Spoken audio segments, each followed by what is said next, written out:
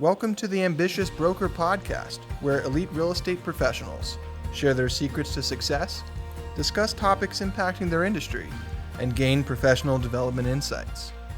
Enjoy today's episode.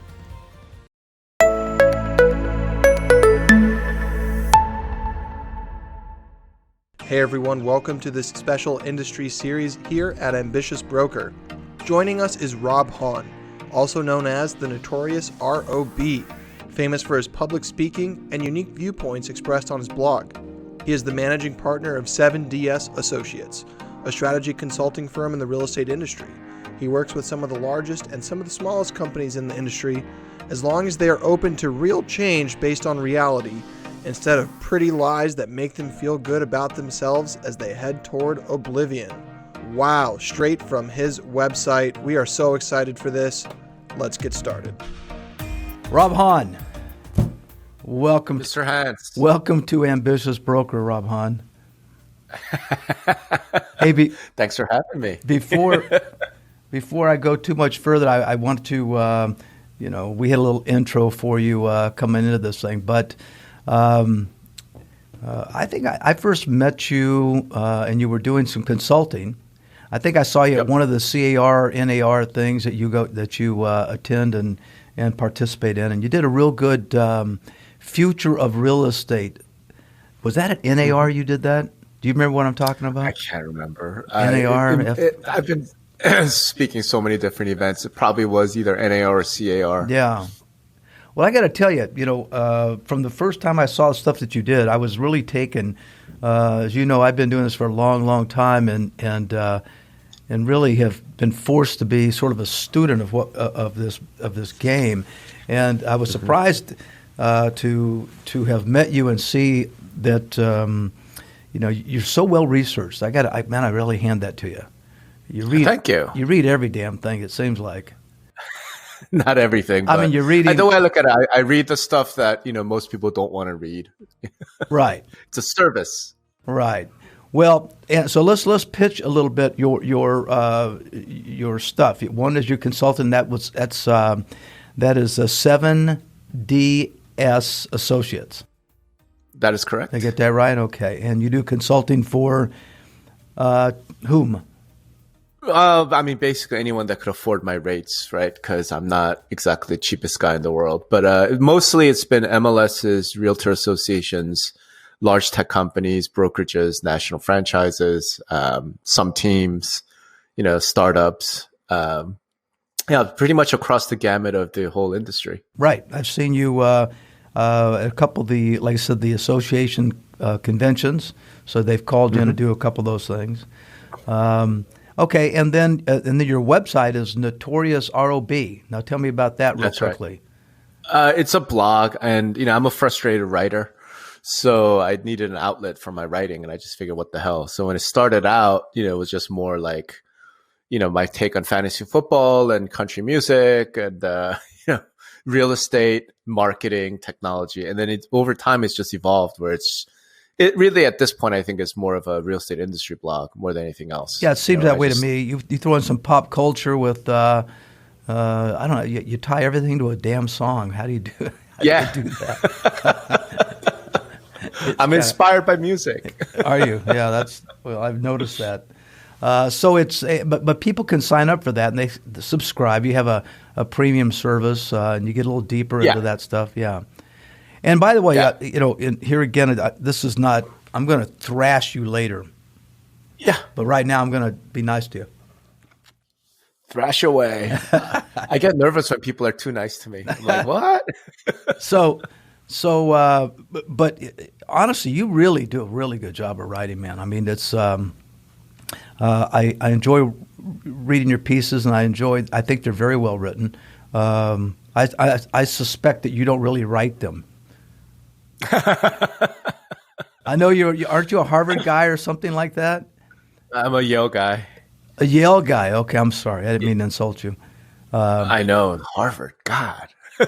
But that's huge stuff, man. You're a smart guy, and you went to law school, did all that kind of stuff, and ended up consulting. Now, you do have a wife who's in the real estate business and sells houses. No, she used to. Used to She's sell a houses. Okay. as we like to say, she's a recovering broker. Okay, so I knew you had some connection to the real estate sales part, although you had not sold before. So, and like That's I said, right. having not sold is why I've been impressed with some of your thoughts. Now, more recently, we did a thing with our local association where they asked you to come out and sort of MC, host, referee a strategic planning project to get through it, and he almost was able to do it. And where they failed, it wasn't your fault, but maybe they'll still get around to it. But it leads me to what I thought would be fun to start talking about today. Sure. And that is what's happening with the Association of Realtors, NAR. I mean, we recently they've come down with some interesting things. This speech, how do you refer to it? I call it the speech code. The speech code. Yeah, I like that term that you use. Yeah, that's what I was looking for. So speech code and I'm lost. I got to tell you, I'm lost because I think, and real quickly for people that's watching Ambitious Broker here, NAR had a little settlement. I suppose is this was an outcome of the settlement with DOJ. No, they're two completely two different issues. I think this was an outgrowth of, look, fact is, after George Floyd, right, everyone in the country is just super conscious about race. Right. But for real estate specifically, even before all that George Floyd stuff, last year, if you remember, Long Island Divided, right, the Newsday investigation that went on in Long Island, New York, it just kind of unearthed some real unpleasant, realities of what's going on. So for the viewers, there was a little undercover work done. I forget who actually did the work, but it was Newsday. It was a Long Island newspaper called Newsday. Okay, Newsday. So they ran around. They did some undercover work. They threw people in cars with agents, and agents made some pretty bad remarks, I think. I mean, going back and it started showing that there's still a little bit of racism, I guess maybe is the right word. Yeah, it was straight up racist.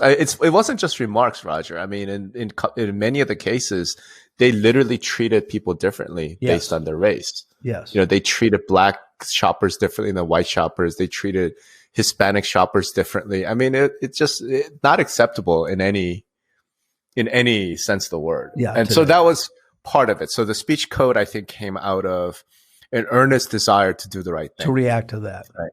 Okay, so an earnest desire to do that, and we both, it sounds like, agree that probably was appropriate to react to that. I suspect that they needed to, just from a political standpoint, to react to it. But they went to speech code, and speech code is basically where they've now come out and made, as part of the code of ethics, that you can't speak outside of real estate in any kind of, what's the terms they use? Is it willful harm? It's like harassing, hate speech. Right. And so, in my opinion, they just stepped way over the line. When I first read that, I go, wait a minute. What? You're going to come into my personal life and tell me that I can't get online and have a political war? By the way, I don't personally. I never get on. I just don't go on those places. But I know a lot of people do, and they fight and they argue over politics and they do things of that nature. And it seems to me that aren't we kind of getting to where it starts to get to be awfully blurred lines, and an agent can be subject to a problem now that maybe shouldn't be a problem? What do you think? I mean, look, I've written a pretty long post. It's just advocating for a different approach to this, and almost like just to prove that I have no influence. NAR went ahead and passed everything exactly the way it was written. Right. So yeah, I mean, I think the whole when I say speech code, there's a whole series of changes, right? Where they put in a new standard of practice. They changed some language in the arbitration and discipline manual. Just a bunch of different changes. But what it does ultimately come down to is that it is a code of ethics violation if you engage in, quote, hate speech or harassing speech based on protected classes. Right. Right. Right. So I think the heart's in the right place. They want to do the right thing, and they also want to protect the realtor brand. But the specific way they went about it, I have some issues with it. Yeah. And and I think there's a lot of controversy around that right now in the realtor association world. And I've been in some private communication with some people who are, like staff members or leaders of grievance committees and such things like that, where, their take is it's not a big deal, right? We still have a lot of discretion. We're not going to, say somebody's, I don't know, like you're not in violation of the code of ethics if you are a Trump supporter, or what. And I'm like, okay, I mean, we'll just have to take their word for it and see what happens. Right. Right. Yeah. And I think, but I think still that's it's a the issue. mistake. That's the issue exactly. Is it does widen the perspective so broadly that someone could just be a Trump supporter and not liked, or a Biden supporter and maybe be considered that. So we'll see. But I think Right. in terms of the ambitious brokers observing, it's just something to think about. Be careful out there, obviously. I think I've been involved with the Association of Realtors on and off for a long time, president of a local association here. And in spite of all that, I still have great frustrations with them. And I feel that, personally, I would like to see them just enforce the rules they have well first. Well, Roger, I mean, that there's some real limits on that enforcement power, right? Yeah. As evidenced by the fact that, think about the Long Island divided thing that we were just talking about. Yes. Right. Where literally agents were caught on camera, being racist, right? I mean, Right. Last time I checked, 33 of the 34 are still in real estate. They're still licensed. They're still realtors in good standing. Right. And it's not because the local association or the local leadership that they don't want to do anything about it. Of course they do. It's just the tools that are available to them and the processes and the systems, the procedures are not really geared towards something like that. I think it's that's deeper. probably I almost think inside baseball. Yeah, I think it's almost deeper now, Rob. I look at example the Danger Report. You know the Danger Report well, and oh yeah, it goes through talking about issues. And I probably saw 2 or 3 presidents or candidates for presidents for NAR, CAR California here where I'm based. And I saw them, wave the Danger Report and talk about how we got to do something about the day. And then they get elected, nothing happens. They do absolutely zero towards all the things that were, and it seems to be true. I know one of the things I read that you were doing some inquiry or some surveying type of things, and you made a remark that you didn't even bother to ask people who'd sold less than 3 houses a year. And yeah. And well, that's interesting because that's about 75% of the people in real estate now. So it limits your survey power. Well, I mean, the particular study I was doing had to do with sort of agent teams, right? And sort of what's happening with COVID. And I just felt like if you're not really, doing a lot of production, then I mean, what's the basis of your knowledge? Right.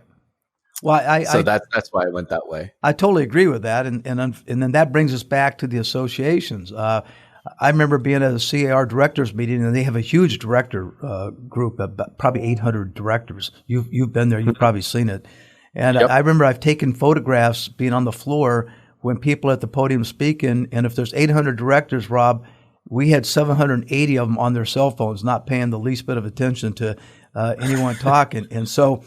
So this is where it's become a real problem for me, and I feel like the realtor brand is in some serious trouble personally. Sure, because you've got people like you're talking about that do very, very little business that are making important decisions, and sure. You don't see any industry leaders anymore. I mean, I don't think that's quite fair, Roger. There are some industry leaders out there, and like I said, NAR, Okay, CAR. how many? Give me a percentage. 2%. 2%? No, I don't even I know a lot of those people, right? And they're really good people, and they want to do the right thing. A lot of them are actually like really top producers. Yeah, they that's kind true. of really they're the best of the best, right? Yeah, there's a couple that are Having good. said that, Yes.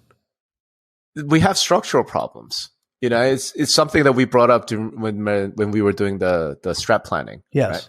The biggest problem with the realtor brand is that everyone has it. Right. And Yeah, no, you had a great line. Problem. You had a great line. I got a Costco card. Yeah. Yeah, I'm a realtor. And the danger report actually gets into that. It talks about that the size, has become so cumbersome that it's tough to make, anything, seriously happen. I find that true too. So, yeah. So where do we go from here? What's the association going to do?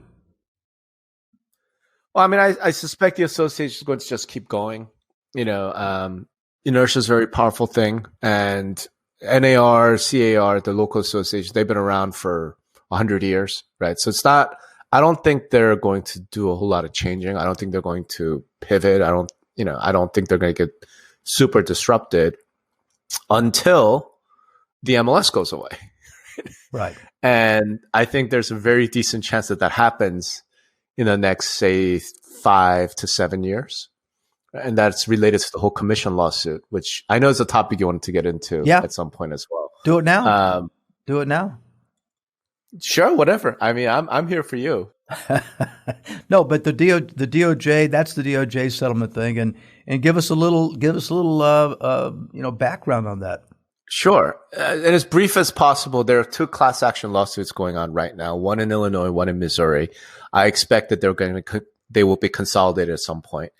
But the basis of the lawsuit essentially is that the practice of having the seller pay for the buyer agent is a antitrust violation, is basically what it comes down to. And the premise behind it is because NAR and every MLS requires a unilateral offer of compensation, right? As you know, when you become a member, you are you're contractually obligating yourself to offer and to accept unilateral offer of compensation.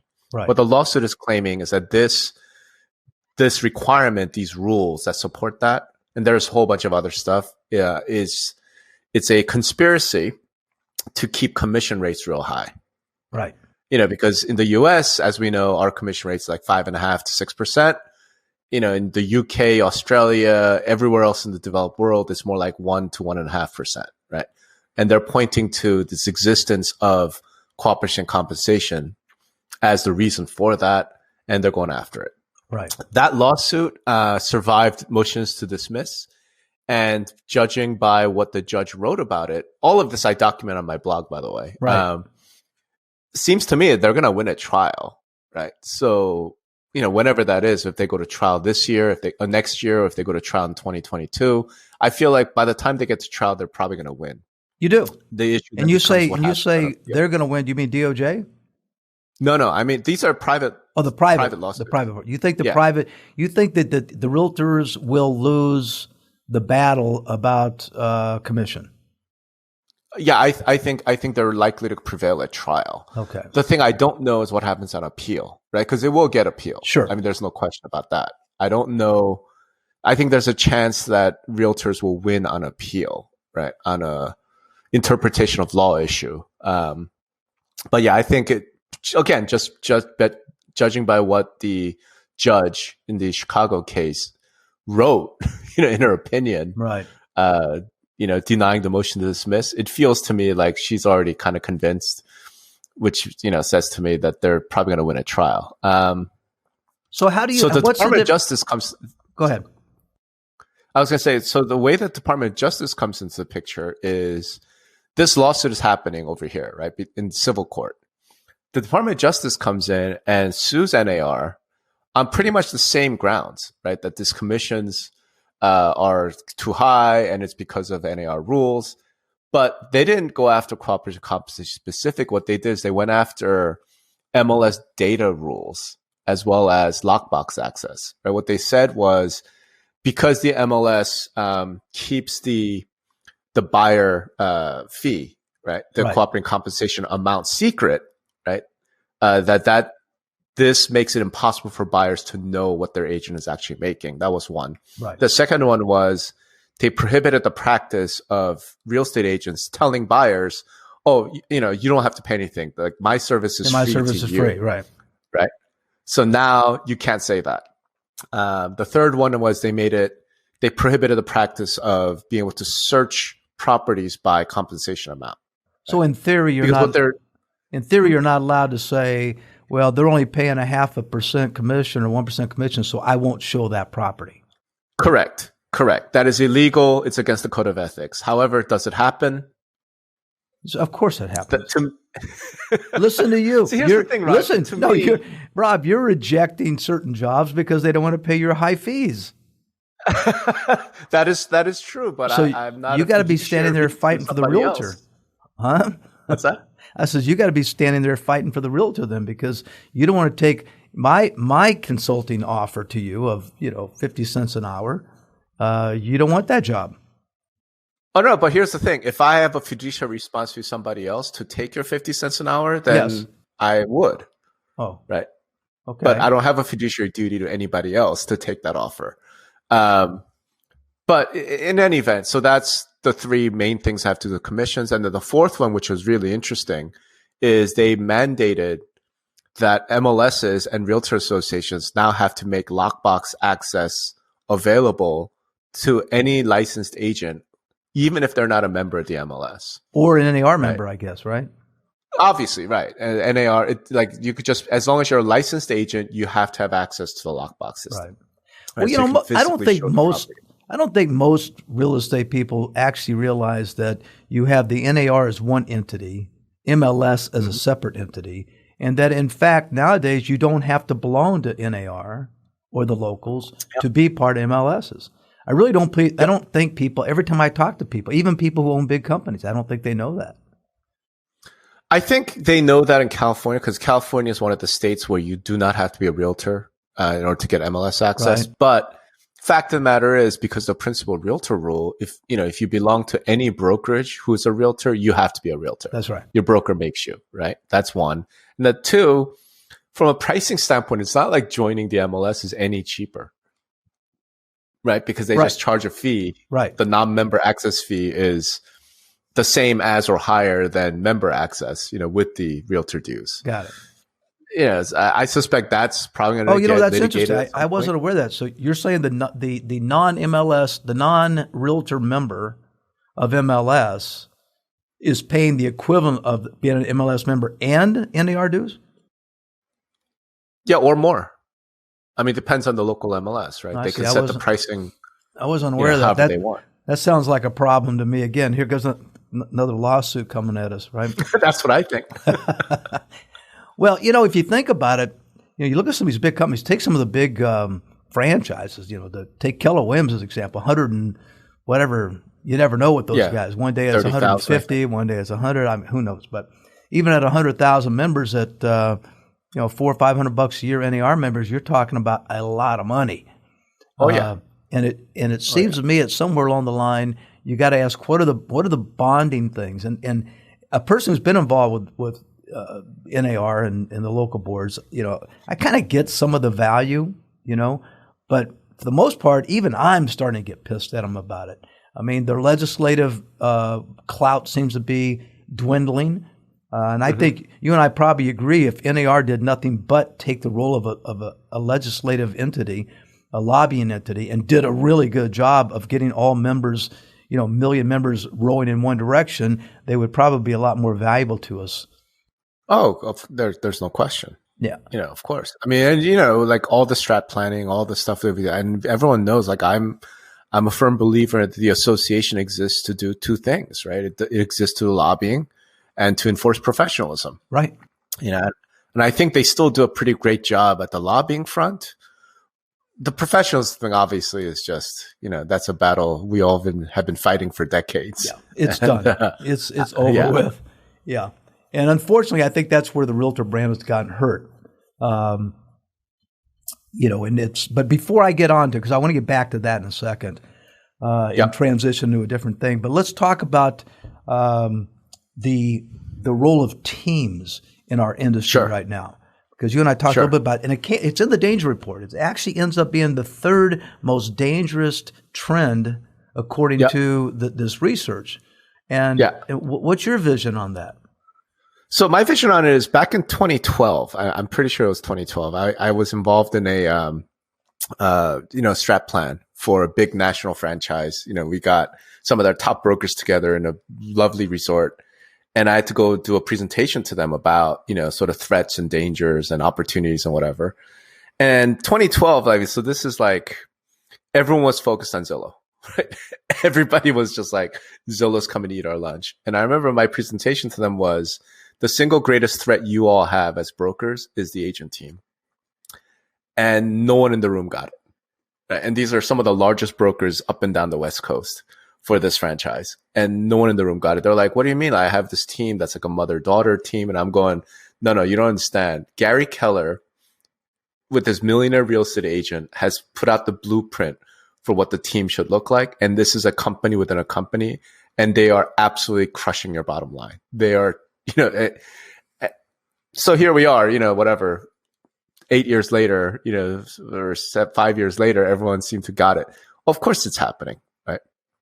Of course it's happening. Recently I spoke to the CEO of a big national brokerage, and he put in an analogy that was just awesome. Is like basically all these brokers are just getting rolled in back alleys by teams. Well, it's like, yeah, it's true. And it's funny because, I tell people all the time that it's sort of like looking through one of those kaleidoscopes, and you turn it, things are always moving, they're always meshing, and you have forces that are always moving, and something fills in a void, and then something happens. And the truth of the matter is, the real estate brokerage business, as an owner of companies, that's the broken business.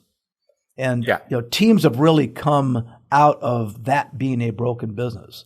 I have people who used to work for my company who to this day will tell you that they would never have been able, and now there are people that are making $500,000 a year selling houses and representing clients and doing really, really good jobs. People that our industry needs are here today, and they'll tell you they're here today because they were able to start in the business.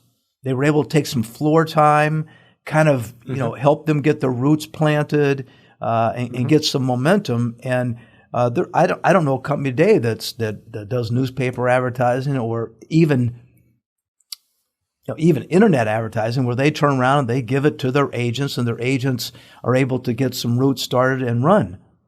But teams do. Oh yeah, because teams control leads and brokers don't. Yeah. And not only that, they have the ability to. I had an opportunity to go to Tennessee and meet with a guy down there who sells a house a day, and he's got a team of 7 or 8 people. They meet every single day. They have a sales manager of this team. Yep. The guys who do this team thing so well are really doing extremely good companies. Oh yeah. I think they're breaking every independent contractor rule in the world, but they're running good companies. Oh yeah. Yeah. And so I think basically my thesis is that real estate agents are going to take over the industry. That's been my thesis for a few years. I think we're all distracted by all these other, innovators and disruptors and Redfin and Zillow and Opendoor and all this stuff like that. Those companies are not the ones who are crushing your margins to 3%. Right? The people who are crushing your margins 3% are team owners. Thanks for joining us on another episode of the Ambitious Broker Podcast, where elite real estate professionals share their secrets to success, discuss topics impacting their industry, and gain professional development insights. If you've enjoyed today's episode, please rate it and leave a review.